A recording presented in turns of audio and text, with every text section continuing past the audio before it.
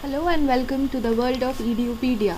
Today we shall discuss about sexual reproduction in flowering plants. In the first unit of this session, we shall describe precisely and discuss the fine intricate details of structure of a flower and variations in its structures. Now let's begin with a flower. So, what is a flower? A flower is basically the reproductive unit of angiosperms. Angiosperms are commonly called the flowering plants. Flower is meant for sexual reproduction. A typical flower has 4 different kinds of rings or whorls arranged successively on the swollen end of the stalk or pedicel called thalamus or receptacle. These 4 whorls are calyx, corolla, androecium and gynoecium. Now let's discuss each of these whorls one by one in the coming slides. Coming to the first whorl, the calyx, it is the outermost whorl of the flower and the members are called sepals. Generally, the sepals are green leaf-like structures and protect the flower in the bud stage. One more interesting thing about the sepals are that the sepals can be either free or fused. When the sepals are fused, the condition is called gamosepalous, while when the sepals are free, the condition is called polysepalous. Keep these two terms in mind, often asked now and then. Next comes the corolla. It is composed of petals. Unlike sepals, petals are usually brightly colored and attract insects for pollination. The shape, color and size of petals vary greatly in plants, like some may be tubular, funnel shaped, bell shaped or wheel shaped. Like sepals, petals may also be free or united. When free, it is called polypetalous, and when fused, the condition is gamopetalous. After the corolla, the androecium comes in. Each androecium is composed of stamens. Stamen denotes the male reproductive part of a flower. Each stamen consists of a stalk or a filament and an anther. Each anther is bilobed and each lobe has 2 chambers called the pollen sacs. The pollen grains are produced in the pollen sacs. The pollen grain is the male gamete, remember. The filament or the stalk is long and slender and holds the anther at the top.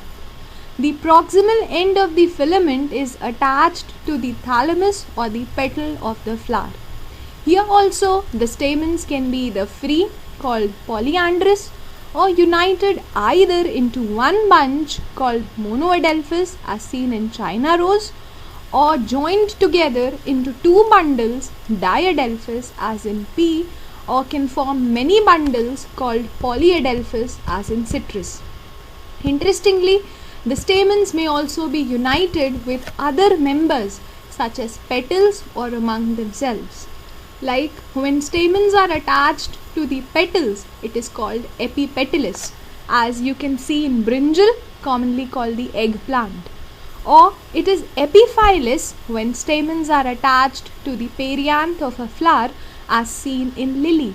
Now you must be wondering, what is a perianth?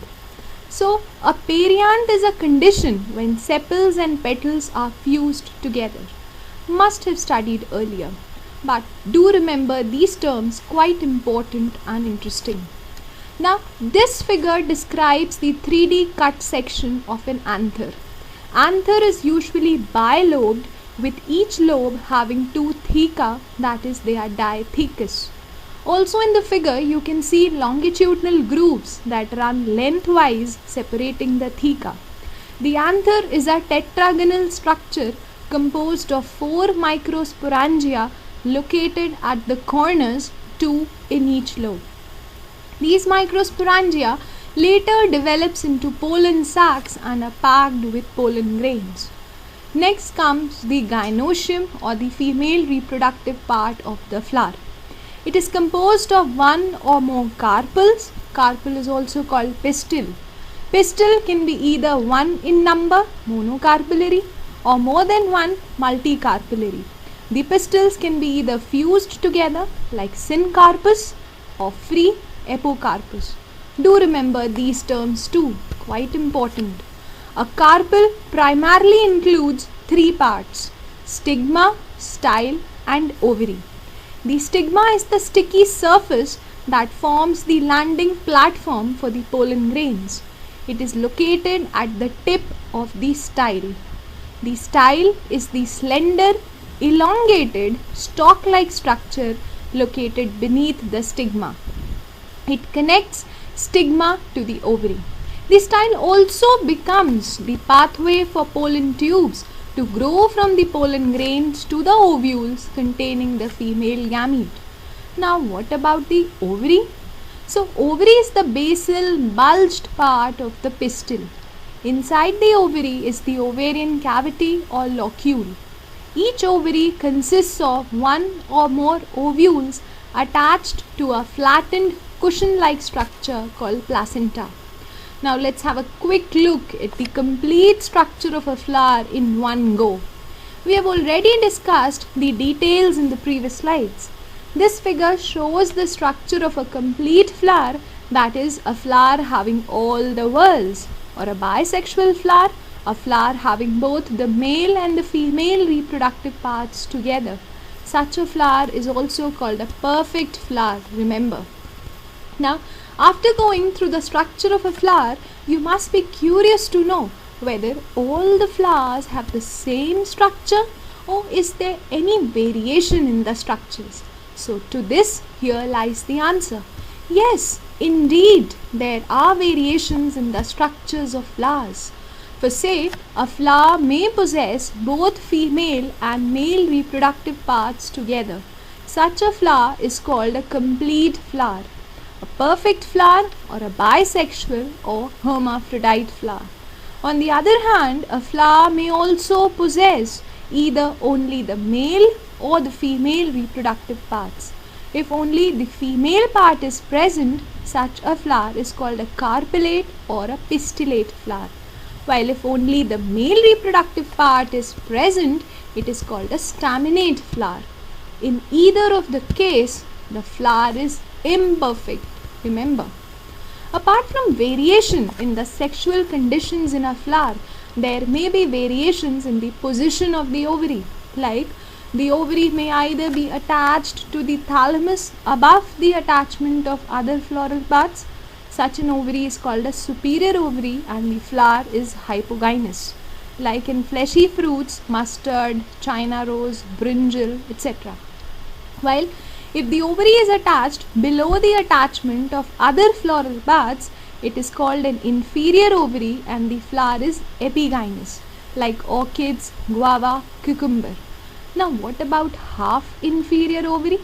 In this case, the gynoecium is situated in the center and other parts of the flower are situated on the rim of the thalamus almost at the same level.